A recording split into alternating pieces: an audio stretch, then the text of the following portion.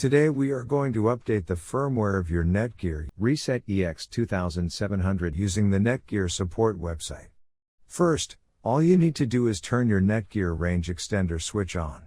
Go to your laptop or PC and visit mywifiX.net.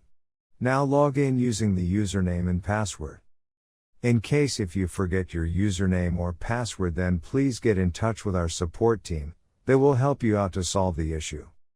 Once you are logged in successfully, the extender will automatically check for a new firmware update available and then click on the firmware update link. Click yes to download and install the new firmware. Be patient as the process might take a couple of minutes depending on your network speed. Once finishes, the extender will reboot itself and all your devices will be disconnected. Connect your device and enjoy the extended network. Return to my Wi-Fi EXT website and log in to make sure everything is working fine.